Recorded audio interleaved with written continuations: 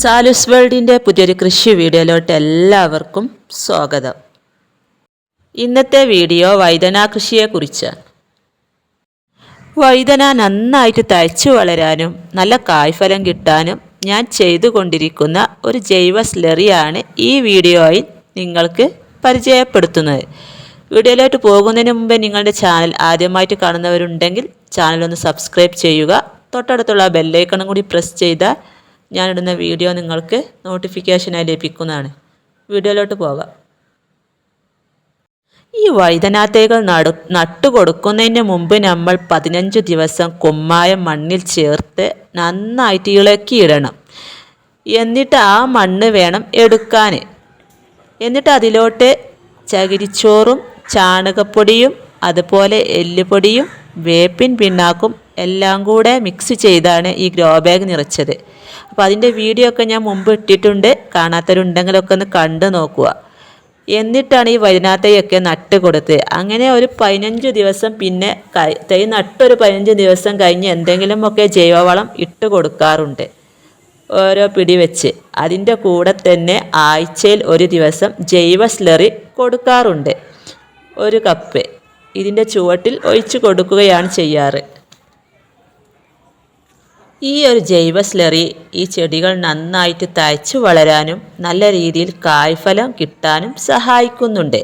ഇതിലൊക്കെ നിറയെ കായ്ച്ചിട്ടുണ്ട്. പല തരത്തിലുള്ളതായ വഴുതനയുണ്ട്.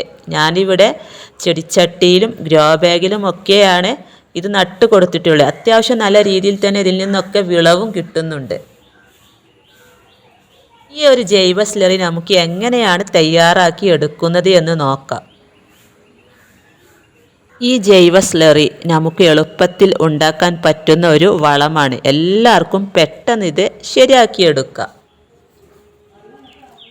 അതിനായിട്ട് നമുക്ക് വേണ്ടത് കടലപ്പിണ്ണാക്കാണ്. എല്ലാ വളങ്ങൾ വിൽക്കുന്ന കടകളിലും ഇത് വാങ്ങിക്കാൻ കിട്ടും. പൂപ്പലൊന്നുമില്ലാത്ത നല്ല കടലപ്പിണ്ണാക്ക് തന്നെ വാങ്ങിക്കാനായിട്ട് ശ്രദ്ധിക്കണം. അപ്പം ഞാനിവിടെ ഒരു 1/2 കിലോ കടലപ്പിണ്ണാക്ക് എടുത്ത് വെച്ചിട്ടുണ്ട്.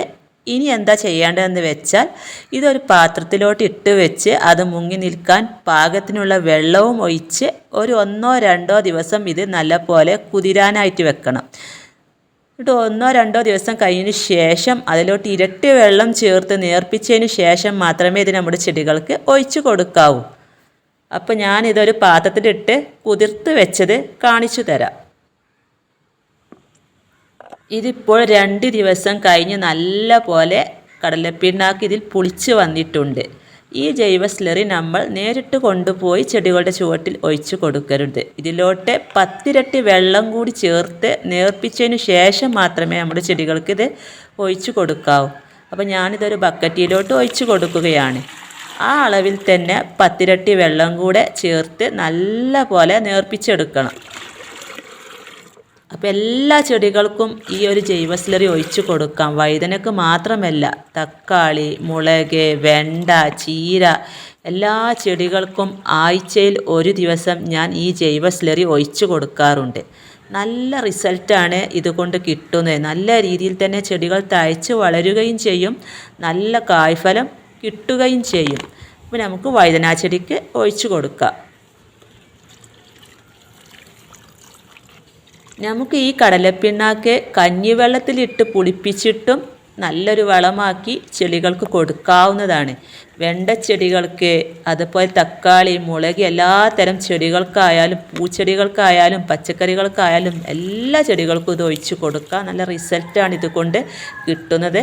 വളരെ എളുപ്പത്തിൽ നമുക്ക് വീട്ടിൽ തയ്യാറാക്കി എടുക്കാൻ പറ്റുന്ന ഒന്നാണിത്. ചെറിയ തൈകൾ മുതൽ വലിയ തൈകൾക്ക് വരെ നമുക്കിത് ഒഴിച്ച് കൊടുക്കാം. അപ്പോൾ എല്ലാവരും ഇതൊന്ന് ട്രൈ ചെയ്ത് നോക്കുക. അതിൻ്റെ റിസൾട്ട് നല്ല റിസൾട്ടാണ് കിട്ടുന്നത്. വളരെ എളുപ്പത്തിൽ നമുക്കിത് തയ്യാറാക്കിയെടുക്കാം. ഇതുപോലെ എല്ലാ ചെടികൾക്കും ഒഴിച്ച് കൊടുത്തിട്ട് നിങ്ങളതിൻ്റെ റിസൾട്ട് അറിയിക്കണം. അപ്പോൾ ഇന്നത്തെ വീഡിയോ നിങ്ങൾക്ക് ഇഷ്ടമായ ലൈക്ക് ചെയ്യാനും ഷെയർ ചെയ്യാനും കമൻറ്റ് ചെയ്യാനും മറക്കരുത്. അതുപോലെ തന്നെ കൃഷി ഇഷ്ടപ്പെടുന്ന നിങ്ങളുടെ കൂട്ടുകാർക്കൊക്കെ ഷെയർ ചെയ്ത് കൊടുക്കാനും മറക്കരുത്. അടുത്ത പുതിയൊരു വീഡിയോ ആയിട്ട് വരുന്നത് വരെ വീണ്ടും കാണാം.